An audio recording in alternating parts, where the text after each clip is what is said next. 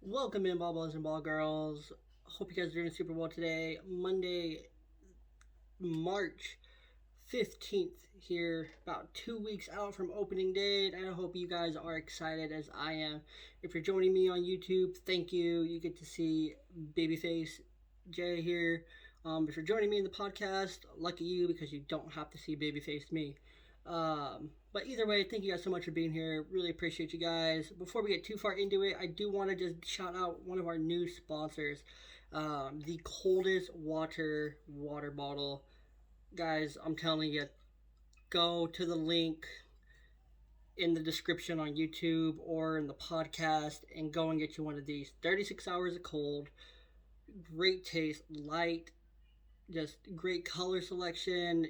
They have kids water bottles, great 21-ounce sport water bottles, um, dog bowls, ice packs, everything. Top notch, top rated. 3 years in a row they won best water bottle by Business Insider, Men's Health, things like that. Really big name magazine companies with a lot of viewers. They won best water bottle. Simply incredible. I cannot say enough great things about the coldest water. Um, but with that, let's jump over into some news because that's how we love to start the podcast. So if you noticed last week, wasn't with you guys unfortunately. You know, working my day job, just busy life. But we're back. We're back, baby. A 1 week hiatus ain't nothing. Let's see. So a couple things of note worth noting. Talk between the MLB and PA on such topics as the expanded playoffs, universal DH for 2021 are dead. That's not happening. So don't even think about it. Stop thinking about it. Think about it next winter once they're talking about the CBA. There's going to be a new loan-based revenue sharing plan for the 2021 season. The Athletics, Evan Drellich. Drellich is absolutely phenomenal. Great rider. Smaller market clubs will only receive half of the normal amount of funds this year, with the other half coming in 2022. The league itself will be covering the 2021 payments in a loan deal, with the larger market teams expected to eventually pay the MLB back. Read a little bit more from the news on 310, which is in the description on both the podcast and YouTube, in the article by Mark Polishuk of MLB Trade Rumors. Let's see. Back on 3.5, the MLB released its latest COVID-19 testing results, which prove that the protocols are working. 13,178 tests were conducted. Only 5 players tested positive, which marks a 0.04 positive rate. None of the new intakes as of 3.5 came back positive either. And so, yeah, that's, and one example of how the protocols are really helping. The Astros had 8 players be taken off the field for this, mostly because of how wide of a net is cast with the protocols to really just cover everyone, to make sure everyone stays safe, to even contact tracing. Every player is wearing the bands like the NFL players were doing, so it's really great steps in the right direction. Let's see. Other than that, Sam Dyson did get suspended.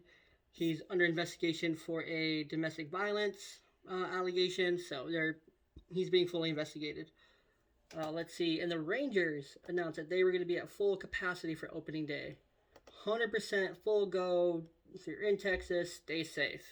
That's what I got to say for you. But we've seen most teams that are going to be opening at about 25 to 35% to open the season.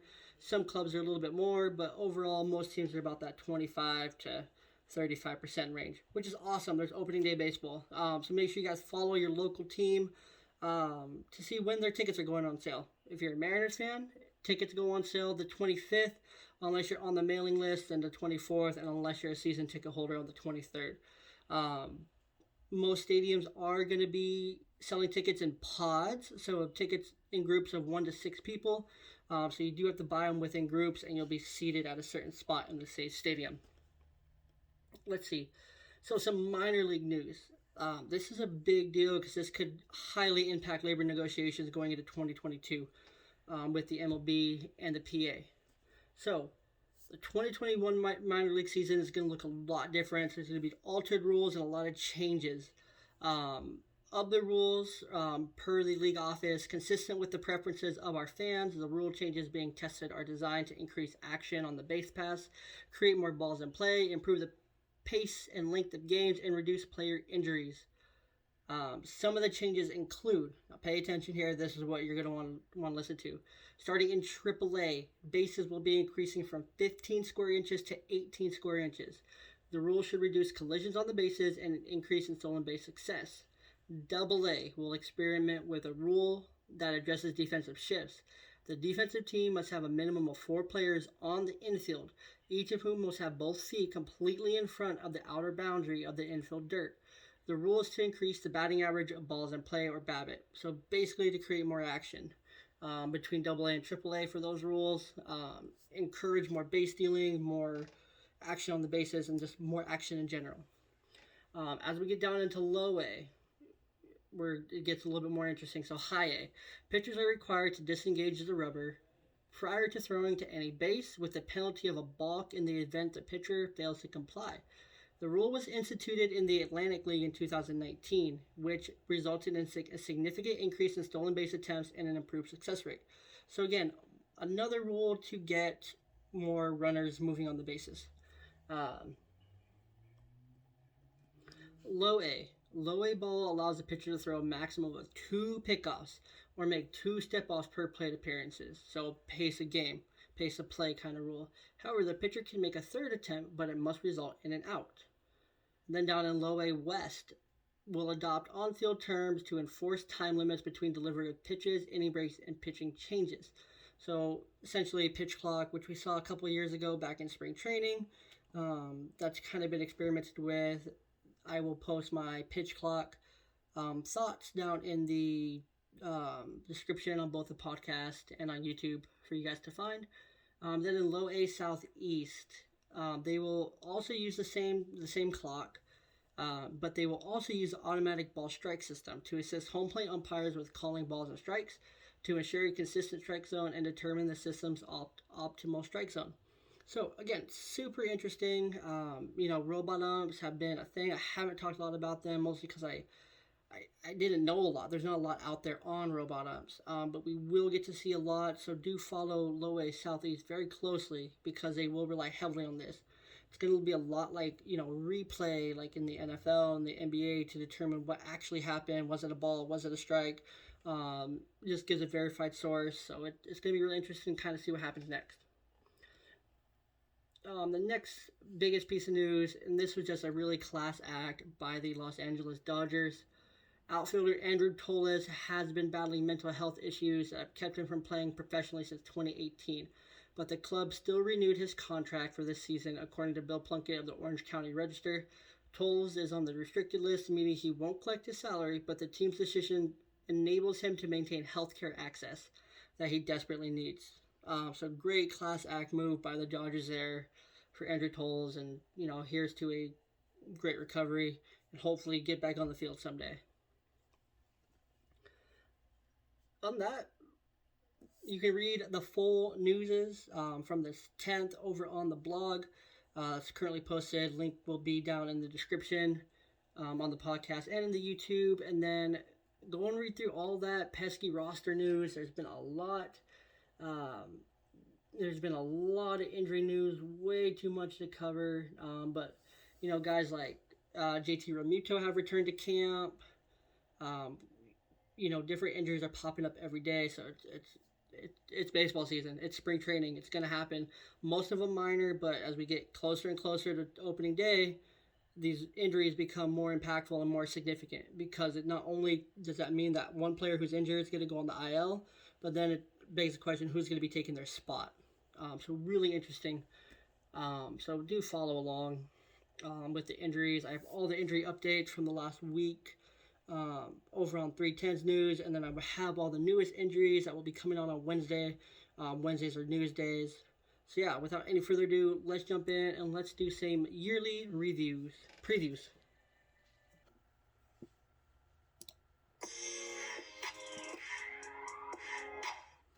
Alright, so we are back. now we are back. We are back with some more yearly previews. So we're gonna try to blast through a bunch of these because it's the 15th. So we have 15 of these posted, and because we missed a week, we've only talked about 2. So we're gonna try to blast through a lot of these. Pretty much, I'm just gonna give you guys just the key points for each of these teams, what to pay attention to, who to pay attention to, what to expect for this upcoming season. So we're going to start with the Atlanta Braves. So I'm going to give you guys my projection for the team as well. So Vegas has the Braves projected to win 91.5 games. I'm taking a huge over on the Braves. I have them projected to win 102 games in 2021 and win the AL East by at least 7 games. The team re-signed Marcell Ozuna. They re-signed Josh Tomlin. They signed Jake Lamb, infielder. They signed pitchers Drew Smyly, Charlie Morton. And that was their moves for the offseason. Not really going to talk about the claims or anyone like that. Let's see. Mike Soroka is working his way back. You know, he's still going through his throwing program. He's doubtful for opening day as it stands right now. And then some prospects. These are guys you definitely want to be paying attention to. Outfielder Kristen Patch. The team is trying to move him to center field in 21. It would be great for him to be in center field, take over that everyday role, because Marcell Ozuna slated for everyday duty in left field. Along with that, Ian Anderson. This guy, in his short spurt of 32.1 innings pitched in 2020 was absolutely phenomenal. How he only finished 7th in the Rookie of the Year is beyond me. But again, absolutely phenomenal. Few other guys that you should be paying attention to. Left-handed pitcher Kyle Muller, catcher William Contreras, left-handed pitcher Tucker Davidson. Of course, we're also watching, outfielder Drew Waters, catcher Shea Lyers. I don't know how to say his name. Infielder Braden Shoemake. Right-handed pitcher Jacel De La Cruz. All these guys are top 10 prospects in the organization, so do keep an eye on them. Then some upcoming free agents come next offseason, so you don't got to worry about them now, but I would, just pay attention. Freddie Freeman, he's going to be a free agent. Look for them to get a deal done this season. I don't see him going anywhere. Travis d'Arnaud, also he had a great season in 2020 with the Braves. If he plays well this season, I would not be shocked if he comes back. And then just some storylines to follow for you guys. Obviously, keep following the recovery of Mike Soroka, the transition of Christian Potch to center field. Pay attention to third base. Jake Lamb, Austin Riley, Johan Camargo are all getting a shot for the position. And then a couple guys to watch. Victor Ronald's already been optioned, but Carl Edwards Jr., both these guys have good track records of success in their career. Both can make an impact for the team in 2021. I fully expect they will. Bold prediction. I really think that the Braves could push for that World Series ring in 2021. However, I think they'll win one no later than 2023. So either this year, next year, or the next. So they have a very open window right now. I just think it's a matter of time.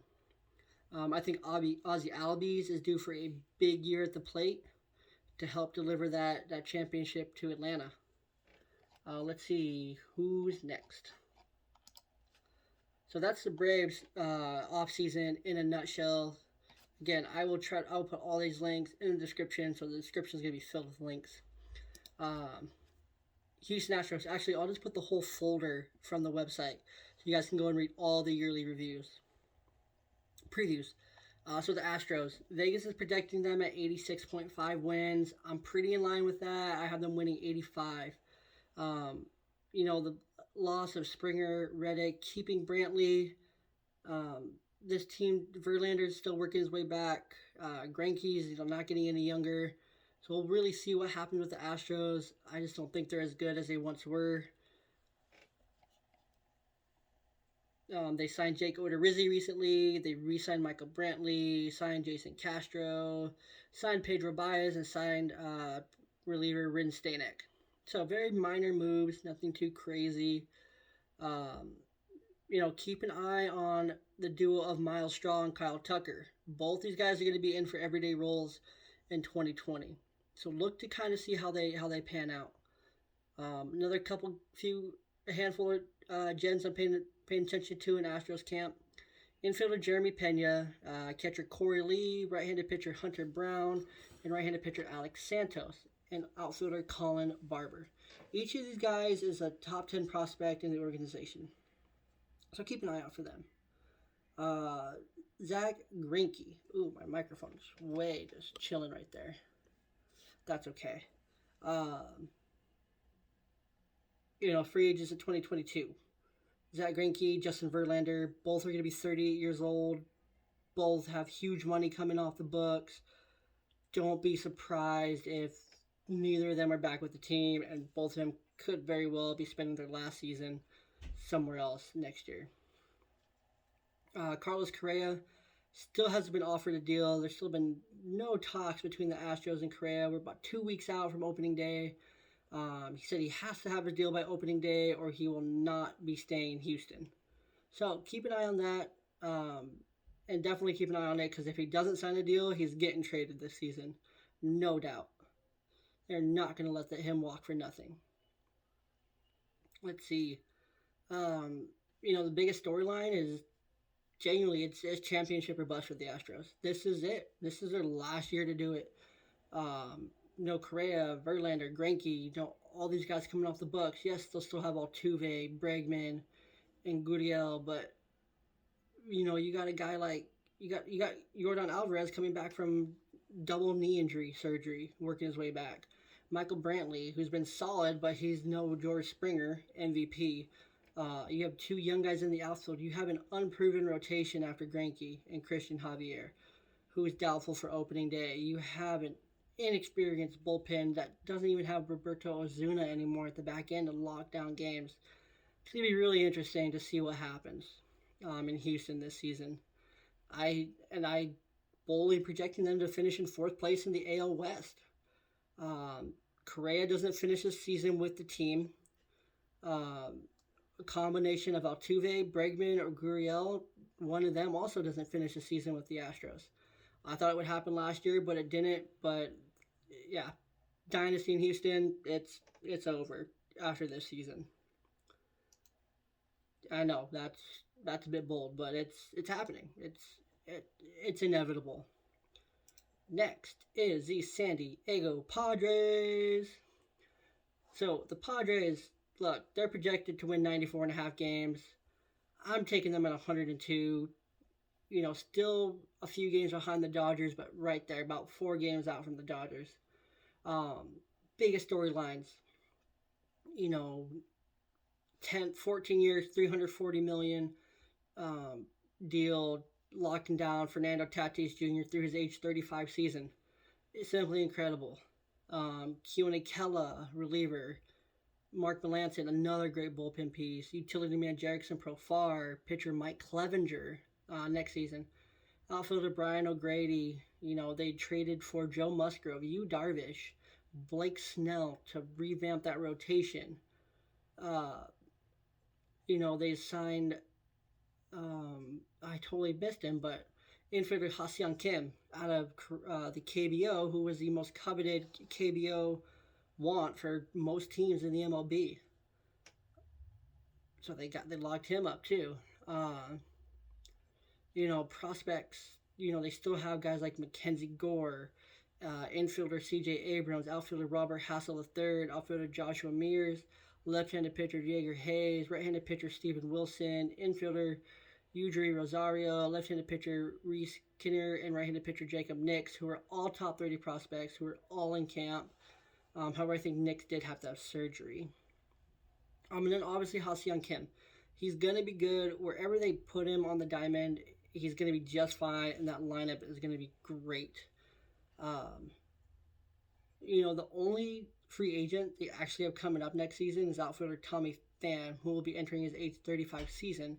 Profar carries a player option, while the Padres hold club options over relief pitcher Craig Stammen and relief pitcher Pierce Johnson. Obviously storylines to follow is that the Padres are ready to compete for the next 14 seasons. To move on from that small market label that they have on them to, top of the line in the MLB. Um, I'm just really interested to see how they work in everybody. Hosmer at first, Cronenworth at second, Tatis Jr., Short, Machado at third, where Kim and Cronenworth kind of split. Do they split second base? Does one of them play left field, center field?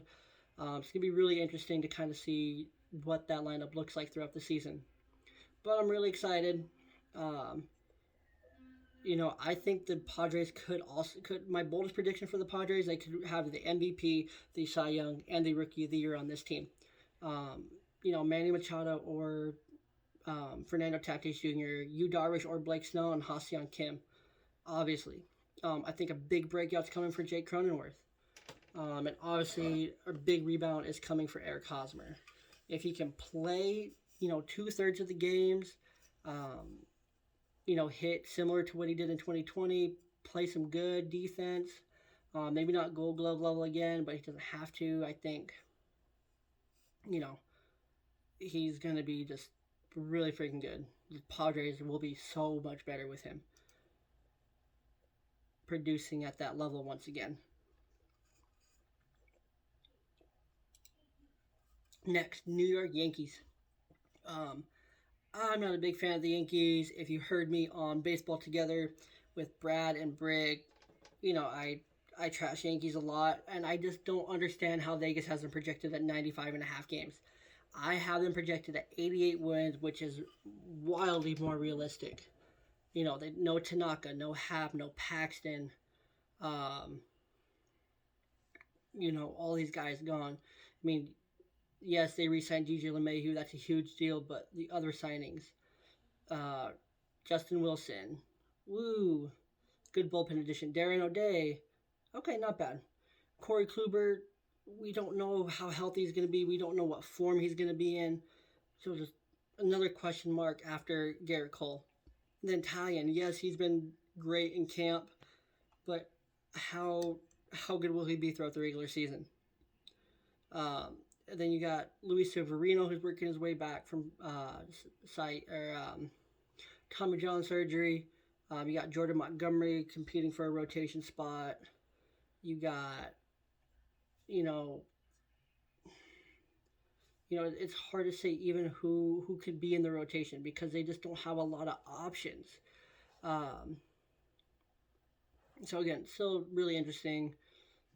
They do still have a really good offense, good team on the field. They're expected to start Clint Frazier in left field every day. We don't know how healthy that Aaron Judge and Giancarlo Stanton can be. Will they stay healthy the whole season? There's just too many questions. So keep that in mind. Obviously Corey Kluber will be a free agent next season. He's on a 1-year deal. Justin Wilson carries a club option. Some storylines. Aaron Boone, he did have a pacemaker put in a couple weeks ago. He has recovered from that. I believe he's returned to camp. He's doing just fine. His contract's up at the end of the season, so it's going to be really interesting because of how Brian Cashman? Was it Cashman? I believe so. Said that they want to keep him in town. They don't want him to go anywhere. They want him to be the manager for the next 10 years. So expect him to get a deal done some point during the season. The rotation, so many questions. Another guy that could factor into the rotation is Domingo German. He's coming back from a domestic violence case. You can't pick your teammates. Yankees are putting a player on the field who's done his due diligence, who's gone through the proper steps, proper channels to return to the field. He did his time. He does what he can. It doesn't make it okay. Never makes it okay. But he's obviously back on the field. The Yankees feel he's done enough to be able to compete and to earn that chance again. That's all I'll say on that. It's bold to project the Yankees in a third place finish in the AL East, but I'm doing it. 7.5 games below the Vegas win total. I'm doing it. I just think they're overhyped. they have more name value than anything on this team, and I just don't see them being that good. That's just me. Let's see, going on from the Yankees, the Cardinals. This is one team I'm absolutely hyped about. I am absolutely bananas for the Cardinals. I have the Vegas has them projected at 86.5. I have the Cardinals slotted to win 97 and the division ahead of the Cubs by 2 games. Uh, Obviously, they were able to re-sign Yachty and Adam Wainwright. They traded in Nolan Arenado. That was just a huge move, and he's looked so good in spring training, and he looks really good in that Cardinals uniform.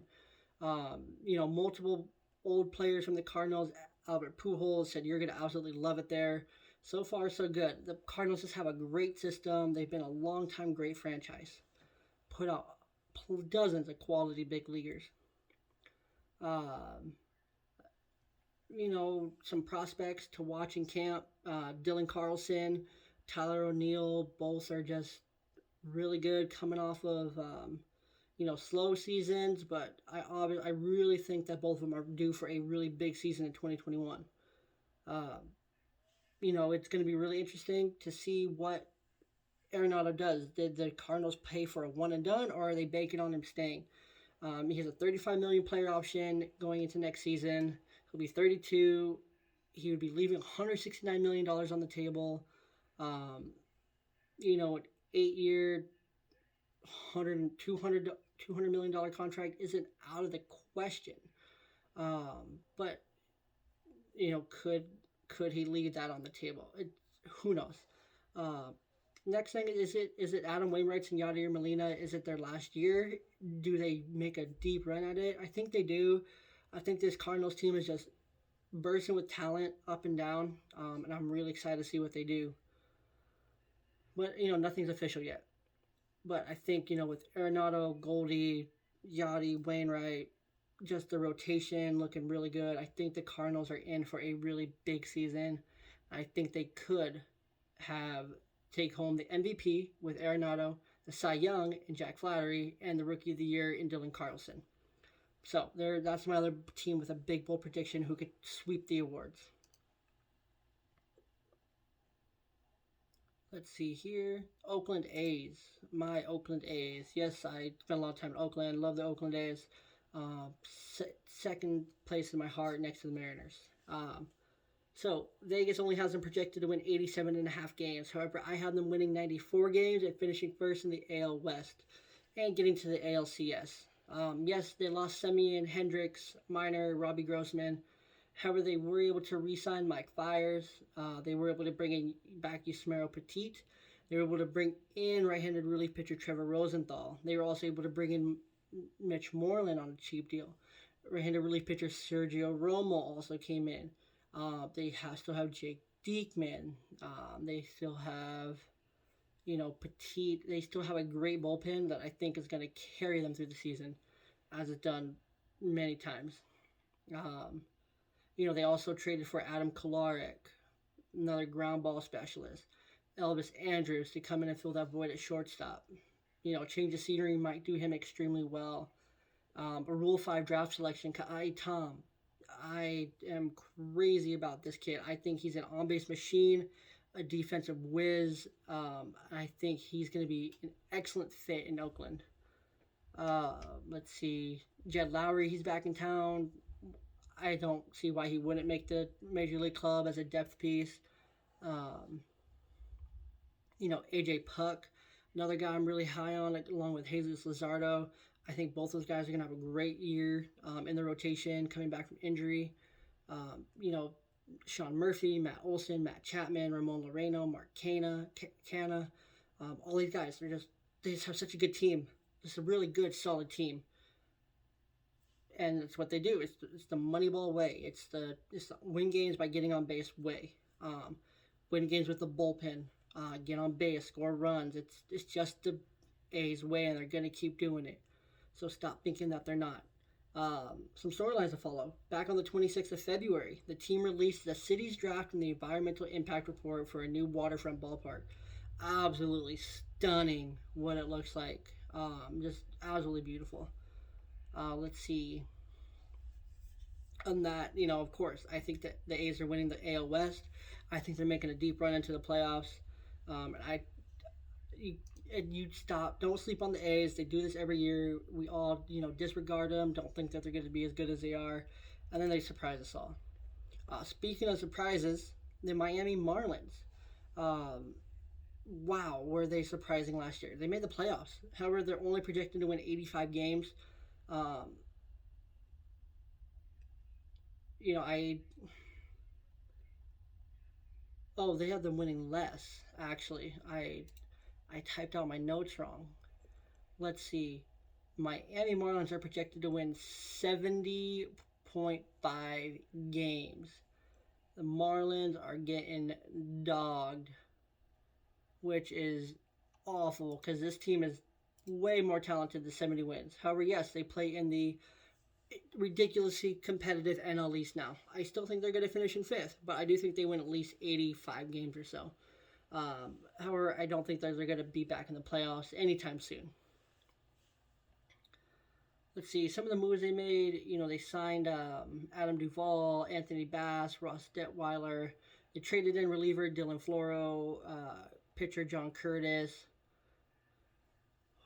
Let's see, just nothing crazy from Miami. Obviously, the biggest storyline from the winter was Kim Ng in the GM role. I think she's going to do absolutely phenomenal. Some prospects to keep an eye on. These are guys who are going to make splashes in the near future. Jazz Chisholm, JJ Belade, Lewis Brinson, Monte Harrison, Daniel Casano, Nick Nieder. All these guys are going to be absolute studs for the Marlins to go along with Sixto Sanchez, who I think is going to win the Rookie of the Year in the NL. Let's see. And, they don't have a lot of guys coming off the books coming next season. The only club option they carry is over Miguel Rojas, but I doubt they'll pick it up, especially with Chisholm and Diaz showing so much promise. Corey Dickerson, Starling Marte will both be entering into their age 34 seasons next year. I doubt either of them will get extended, except for maybe Marte. They do really like him there. I just think that they're going to look a lot better in 2020 or 2021. Much more realistic of a team. They'll actually be able to stay on the field and be able to not have the COVID bug hit them again. Ooh, a lot of teams.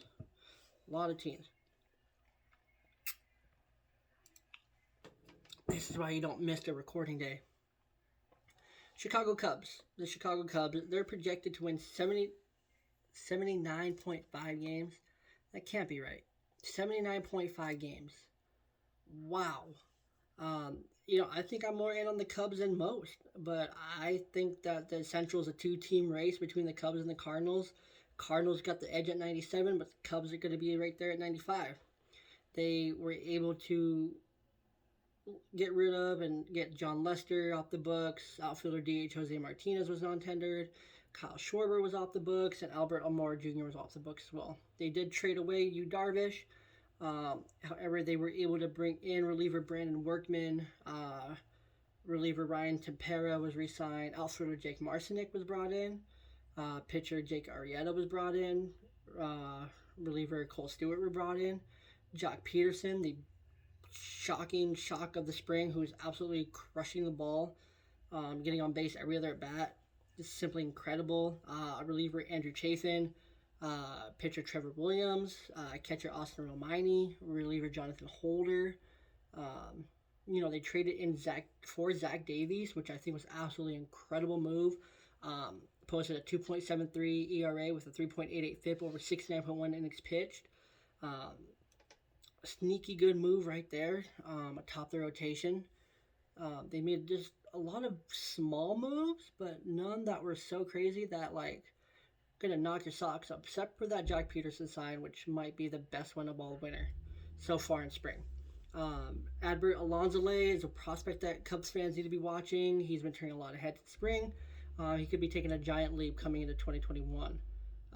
We're all watching rookie left-handed pitcher Braylon Marquez. I think, the showing wasn't great for him in his 2/3 of an innings pitch with his 5 earned runs, but he did make the leap from high A to MLB. So huge jump, but I think he's in line for a great bounce back. Um, Obviously, biggest storyline. The core is still intact. Baez, Contreras, Bryant, Rizzo all say they want to stay on the team. They want to still be here. They want to be extended. The band is still together. What is David Ross going to do? Can he get this team to the playoffs, deep into the playoffs, and possibly to another World Series before the band is forced to break up? And I honestly think they do. I think that with Jock Peterson and these other moves, I think that they're in a much better spot fundamentally to make that big move, to make those big splashes. Next is the Minnesota Twins. We're close, guys. Two more. Minnesota Twins. So the Bomba squad, they're projected to win 88.5. I'm a little bit over. I have them at 92 games with a second place finish in the Central to the White Sox. Nelson Cruz was re-signed. They were able to sign reliever Alex Colomb, shortstop Anderson Simmons, starting pitcher J.A. Happ, reliever Hansel Robles. It's just some really solid additions there across the bullpen and around the diamond. They're going to be, their window to win the AL Central and dominate might be closing. Nelson Cruz, Simmons, Michael Pineda, J.A. Happ, Hansel Robles, Matt Shoemaker, they're all free agents coming into the season, and they all could, just be easily on their way out. And if you follow the Twins, you probably already know who shortstop Royce Lewis is. However, he did tear his ACL. He won't be on the field for the Twins at any level in 2021. However, his amazing work ethic, his prospect pedigree, and the high praises from the coaches do point to all signs of him being a big part of this team in 2022. Let's see. Randy Dobnak, he's team player. He's going to do it in the bullpen, the rotation, AA or MLB or AAA, whatever it takes to help this team win. And that's the attitude they need. The Central is absolutely loaded between the White Sox, the Twins, Indians. The Royals are better than most think, and the Tigers are just young and just have so much upside. But I think Kenta Maeda will win the Cy Young Award in the AL. I think that Jake Cave has a really big season coming for him. And I think Miguel Sano is going to rebound just absolutely incredibly and just really help this team. And Josh Donaldson staying on the field. Just this team's going to be hitting a lot of bombs, getting on base a ton. And that's going to be their recipe for success. Let's see. Cincinnati Reds. So we got the Reds and then the Blue Jays, and then I'll close this out. So again, if you're on YouTube, thank you. If you're listening to the podcast, thank you. Hope you guys are doing super well. I will be trying to put out a fantasy episode each week as well. I don't know what day yet. I haven't quite decided, but I will. That's something that's been in the works as well. Where am I? Cincinnati Reds. They lost a lot of players. Anthony DeSclafani, Trevor Bauer, Freddie Glavis, shortstop, pitcher Tyler Thornburg, Alfred. Those guys were non-tender, so they don't really, or whatever. They were able to bring in lefty reliever Sean Doolittle, pitcher Edgar Garcia. Other than that, no major moves or anything were made to really help this team. Some NRIs, some claims, but nothing really to say, hey, we want to compete. We want to help Joey Votto go on a high note. They still have a great rotation of, between Sonny Gray and Luis Castillo. Michael Lorenzen should factor into that. Position-wise, Tucker Barnhart, Mike Moustakas, Eugenio Suarez, Nick Senzel, Nick Castellanos, all these guys should, contribute to help around Votto. He's not getting any younger, but, that's kind of the way it is, unfortunately. They weren't able to get that upgrade at shortstop. It could still come. I would fully expect Correa to be on the market, Trevor Story to be on the market. Both those guys could, fetch a great return, and I think that the Reds do have, if anything, talent to be able to give to another team to get one of those guys in. So right now they're looking at Kyle Holder, Jose Garcia, D. Strange Gordon, who's an NRI, and Max Schrock as their potential options at shortstop. That's going to be really interesting. I do think that the Reds have a Cy Young candidate in Luis Castillo. Big year ahead for him. I also think that Michael Lorenzen is. Oh, hold on, got to pause there. I didn't realize I was going for 30 minutes. All right, Michael Lorenzen, right back where I left off. I think he could have a really good season as well. He only took one plate appearance, mostly because of the universal DH. He wasn't needed. He's a great arm in the outfield, but I think the Reds are looking at him more as a pitcher. After a decent showing with a 4.28 ERA and a 3.87 FIP in 33 innings pitched. And I think the offense is in for a huge rebound as well, which they need. They struck out 534 times to 239 walks as a team. They had a 120. They had a team 715 OPS, which barely makes them a above average player, all combined. And I think that the problem may lie in just as the philosophy of the team. They scored 0 runs during the wild card round against the Braves. 0 runs in 18 innings of baseball. Not good. So that's the Reds. I wouldn't get too excited. The NL Central, pretty much like I said, belongs to the Cubs or the Cardinals. And lastly, the Toronto Blue Jays. The young trio of Bichette, Vlad Jr., Kevin Biggio, that's what I'm thinking of. All just point to bright signs. Vegas has them winning 86.5 games. I have them winning 90 games, second place in the AL East behind the Rays at 94 wins, and in front of the Yankees at 88.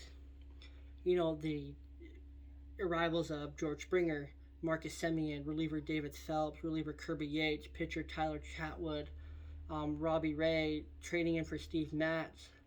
All these guys combined just help this team so much because they need it from every aspect they can get. These veteran hitters, that superstar player in George Springer. It's such a great match. I'm absolutely crazy about it. But we will see it's championship or bust for Toronto this year. Marcus Semien, Tanner Roark, Robbie Ray, Kirby Yates, Steven Matz, David Phelps, Rafael Dolis, all on one-year deals. Joe Panic, Francisco Liriano, if they make the roster as well, would be free agents. So it's either all in or nothing. And I think the Blue Jays are all in and will keep retooling and revamping this lineup year over year to compete and to be the best team in the East, which they are so close to. Reason this team looks so good on paper is because they've taken a similar approach as the Tampa Bay Rays because their manager was Kevin Cash's assistant. So the very similar teams. I think that the additions of Springer, Semien, Yates, and Phelps are enough to get this team to the point where they could push for that top spot in the NL East, or AL East, I'm sorry. And I think by 2023, they are going to completely own the AL East, and they're going to own it till at least 2030, without a doubt, and be an elite member of the American League. All right, guys, that's it. Thanks for tuning in to episode 24 of Ballboy Talk. Hope you guys enjoyed it. Again, I'll post all the links I said I would. I believe I said pitch clock, news, and then the folder that holds all the yearly reviews in it. So please make sure you check those out. Check that out. Hit the link down there as well to check out all the available discount codes. We have a great partnership with Raise Energy, which literally fuels the blog. 50% off at checkout using code BALLBOY. Coldest Water, Ballboy 10, save 10%. Dano Seasoning, code Ballboy. Stash Yourself Storage, code Ballboy. Code Young. And just more possibly, hopefully in the works in the future. But again, thank you guys so much for being here. Really do appreciate it. Make sure you share the podcast, share the YouTube, share it all with a friend, your mom, your grandma, whoever likes baseball. We're so close, guys. 2 weeks away. Enjoy. Stay safe out there. And I'll see you next week.